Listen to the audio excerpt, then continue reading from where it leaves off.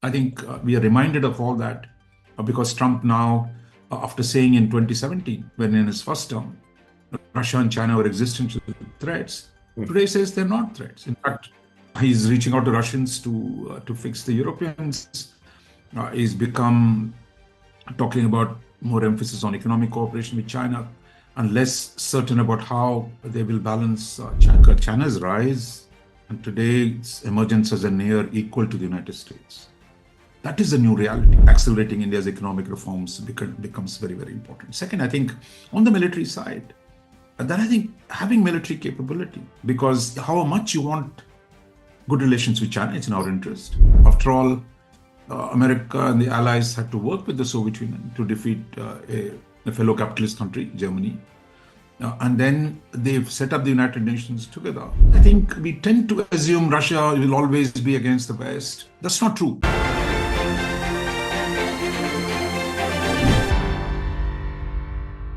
Hi everyone, welcome to the Indian Express. Sir, in this week's column, you've looked at the US national security strategy of the Trump administration, and this time it's certainly not a routine document. It represents Yeah. several departures, as you point out in your column, which is available in the IndianExpress.com. The first of which, as you point out, the broader rubric is that this is a MAGA foreign policy. It goes into very much of Trump's core support base, the Make America Great Again plans, and various iterations of that we've seen. Uh, Part of it is a distance from Europe. There's some and sort of, if not closeness, some greater affinity for Russia, and some, not if not ambivalence, there's a more complex picture on China. So I want to start with, one of the things, and I think you've written on this in the past, but still, if is it for India, and not just for India, but powers, middle powers, and powers across the world? We're so used to seeing the West as a fixed block, this idea of the West, and as if as America distances itself from Europe and says that we're not going to be a security guarantor, you're giving deadlines, even the economic relationship. I mean, it's much more it's becoming much more inward looking.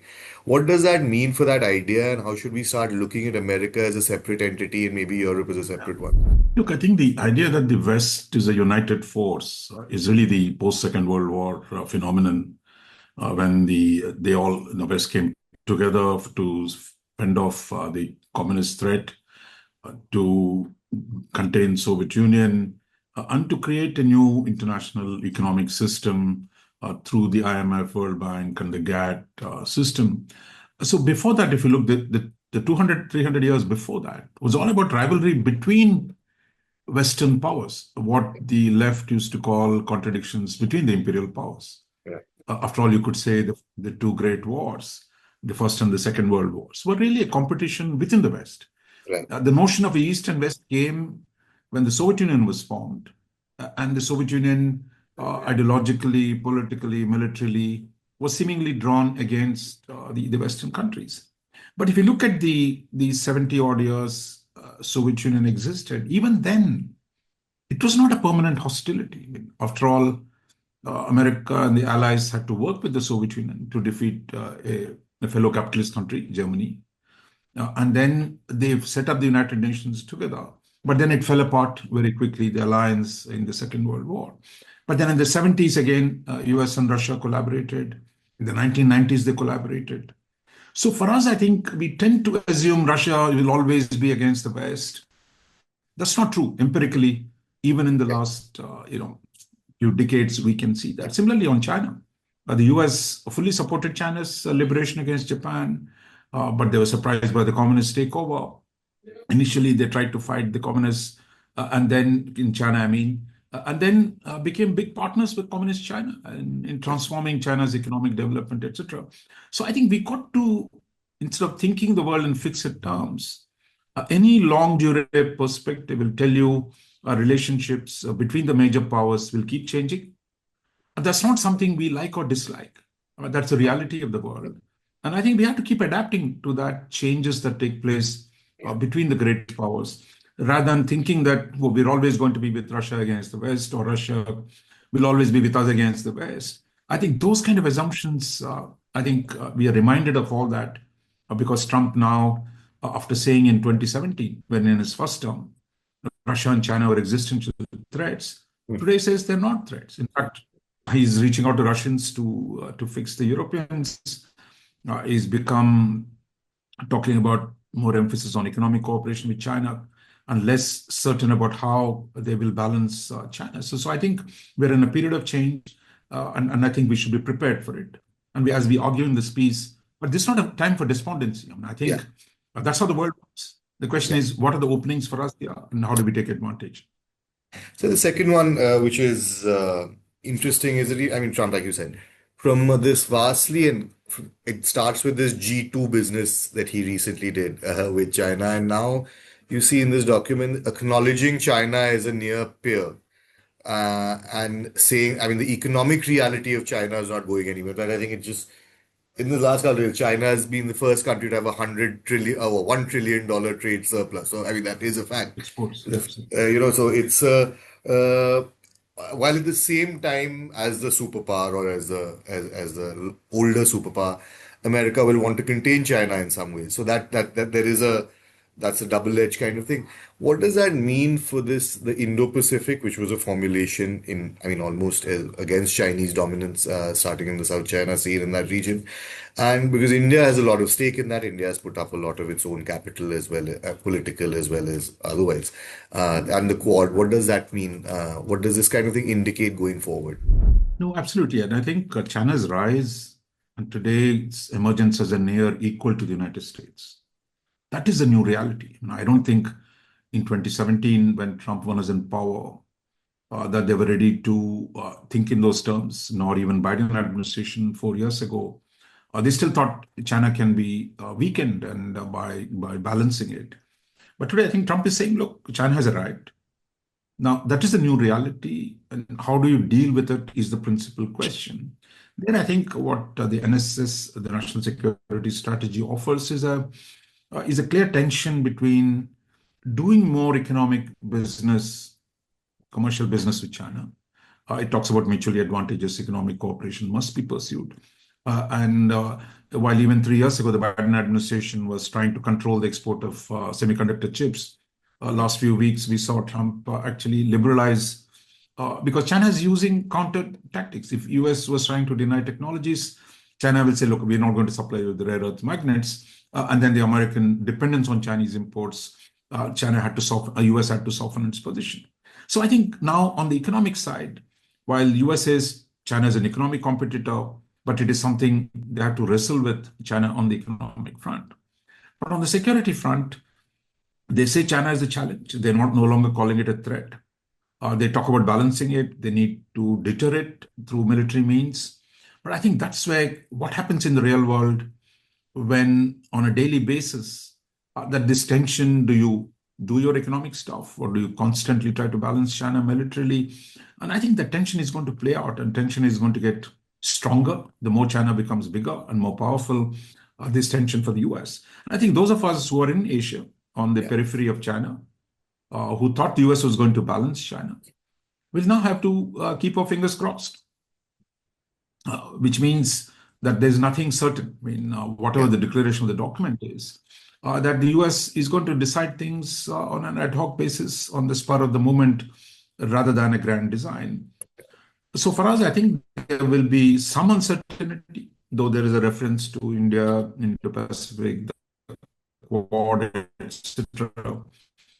But I think the tension between economic and strategic, yeah, whether it is Vietnam, whether it is ASEAN, everyone is going to say, look, how do we deal with this new reality? yeah, Do we do more with the Americans? Do we need to, reduce our difficulties with China, or do we strengthen ourselves? So my own sense is, if you can't depend on the US, yeah, then I think the question of self-help in international politics, if partnerships don't work, you have to look after yourself. In the end, the world, everyone is on their own. When you believe there is a convergence of interests, you can work together. So, but now I would say whether it is Japan, South Korea, Australia, India, all have to think they need to strengthen their own capabilities. yeah, And the Biden and the Trump is not saying, look, he's not against it. In fact, he's saying, guys, do more for yourself. yeah, And they're willing to help. If you build a stronger military, they might be willing to sell you more weapons, more technology. So the thing is now, India in particular, we have to boost our own military capabilities, make sure that we have a deterrence on the Himalayas, and while we increase partnerships with other countries. Yeah. So, one of the things there is also this fundamental ideological shift that this document indicates, which is this sort of that each civilization or each country will have its own trajectory, as opposed to that period of US interventionism and sort of moral grandstanding, followed by sometimes military intervention that we saw for perhaps for other reasons, but that was part of the whole package. That seems to be reducing. There's no promoting of democracy abroad. In fact, and it's actively against European liberalism while being more comfortable with saying that, everyone has to do the things they do. Uh, Part of the sense you get from you, at least at the beginning of Trump's, even his second term, you got in Europe and in other places, was that, this is a phase that you have to ride out. It's his second term, it's a 4 year phase, and then, there might be, if not a full reset back to the old world, it's some kind of, reversal if tomorrow there's a democratic regime or even a different kind of Republican regime.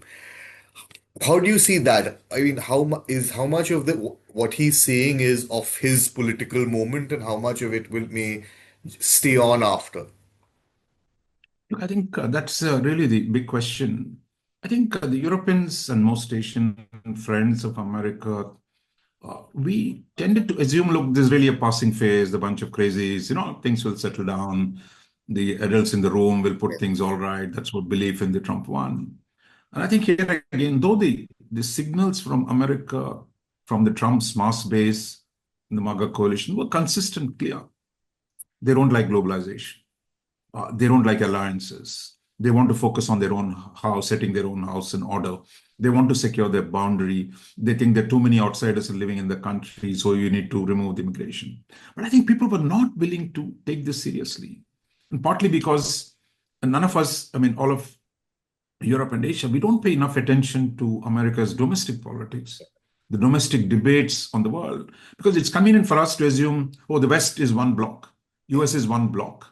And I think there's no patience or investment in understanding US domestic politics or the history of US foreign policy, which has gone through various phases.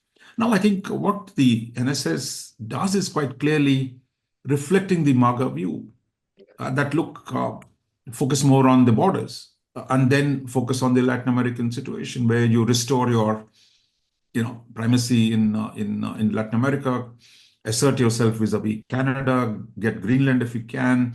So let's consolidate our own position in the Western Hemisphere, and I think that's a reality. Second, I think when it comes to uh, uh, Asia and Europe, quite clearly the battle with Europe is, I think, really serious. And here, what we're seeing is really something much deeper than normal differences. What the MAGA people are saying that, look, we don't believe in this liberal universalism that is starting from Enlightenment, going back to the 18th century, whether it is socialist, whether it's leftist, whether it is centrist. There was a general understanding, science, reason, rationalism, that is the way to progress forward. You can't deal with this world on the basis of spiritualism or religion, and that material conditions and for universal values like individual freedom, those are central to the world's progress. Yeah. Now, I think the criticism of these concepts came largely from the conservative right in many parts of the world. But today it is the American right wing attacking this core liberal universalism that there's a human rights are indivisible, or that the world must have a liberal economic order, or that society should be democratic. I think they're challenging all those premises.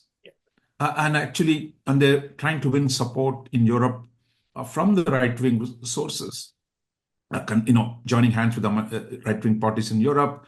In fact, explicitly intervening in European Yeah. domestic politics and Yeah. saying, we're going to support the patriotic parties, Yeah. which are really conservative and right Yeah. wing. And I think here you mentioned the civilizational state. I mean, a lot of people in India, I mean, we all talk about civilizational state. India is a great civilizational state. We have the Chinese always talk about civilizational state. The Russians say, look, we are a great civilizational state. In all this, that there is a questioning of universalism. Yeah. That we are unique, we are different, we are exceptional, and that many of the liberal premises, some in China, India, and Russia will be happy with that position. East Americans are talking about civilization. But the problem is, this is going to be pushed back within the US, in all the countries across the world. After all, the US, you saw the same US which elected the MAGA people, allowed MAGA to put Trump back into White House. They also elected Zoran Mamdani, Yeah, if exactly. first generation immigrant as mayor, because the US is a melting pot. There are multiple groups, and I think that fight will go on. The question that you asked, is it permanent? Is it a short-term thing? Depends on how the battle between the Right. liberals and conservatives will unfold in the coming years. For example, if J.D. Vance has really become the leading light of the new right. In fact, he's the one who openly talks about secularism is a bad idea. The state and Catholic Church in general should be united. There's a doctrine of integralism, and that Western civilization and its spiritual values. So there's a whole lot of this being argued in the US. And if he comes, in fact, already many people say in the current national security strategy, there's a lot of fingerprints of J.D. Vance. And if he becomes the next president, surely, and if he has the power in the Congress, then I think we'll see more of this. Yeah. But if a liberal, if they lose elections in next fall, if the liberals come back, then you have a bloody fight on the floor. We're going to see. So I think, but it's a battle. It's a real battle in America, in Europe, and within the West. Therefore, I think for us, it's important to not to see the West as a black box, or even America as a black box, or Europe as a black box. And you have actually some fundamental ideas, whether it is the role of church, the role of religion, the role of science. The US is actively campaigning against vaccination.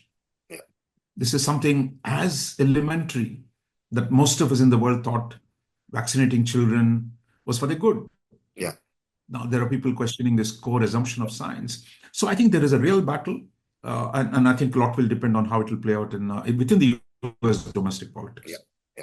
So final quick question is that, I mean, this policy once again says Trump made peace between India and Pakistan.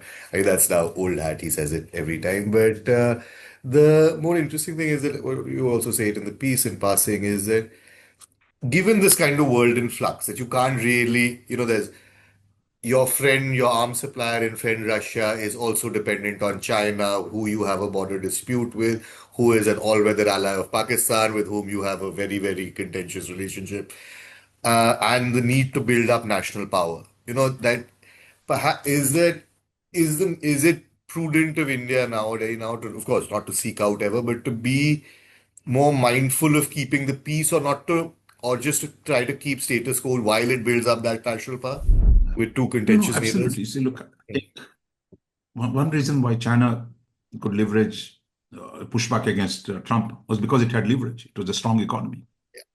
And I think, so therefore, for us, the core thing is, look, how do we accelerate India's economic growth rate? How do we become stronger on the technological front? How do we create leverages with the United States and China? That becomes a principal objective.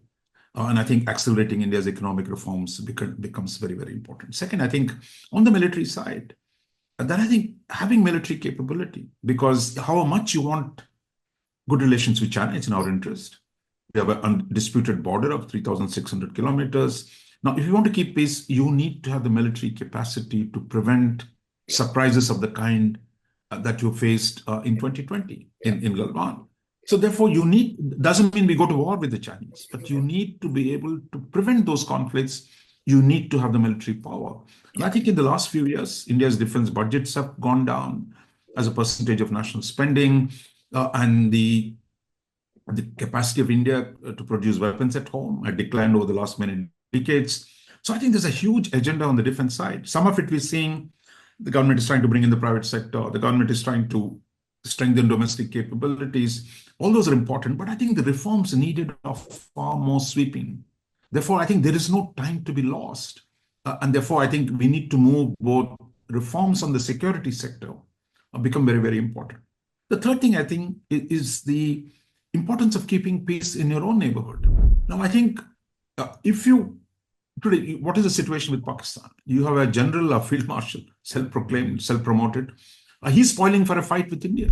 And for India, I think if you get into that fight again, the Trump is going to say, "Look, I'm going to come back and I'm going Yeah. to make peace," because most of his other peace initiatives are in a shambles. So I think for us, how do we ensure stability in our own region? I'm not saying you become friends to Pakistan overnight, or you want to hug the new government in Bangladesh. But I think we need to find ways to prevent the region from creating conditions where outside powers can intervene, whether it's China, whether it's Trump himself. He'll come back if there's another battle between India and Pakistan. So I think so that strategy of you can say many things, building collaboration in the region, pacifying our neighbors, Mm. resolving disputes. Some of these are long term, but Yeah. what is needed immediately is to avoid another conflagration and make sure that our economy continues to grow faster than Pakistan's, and our economy offers opportunities to Bangladesh and other smaller neighbors.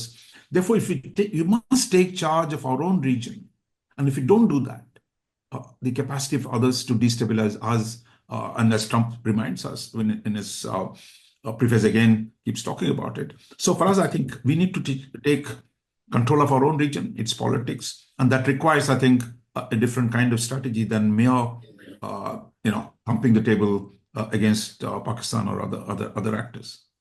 Right, sir. Thank you so much, sir. We'll speak again next week. Thanks a lot. Everyone read the piece. It's on the IndianExpress.com.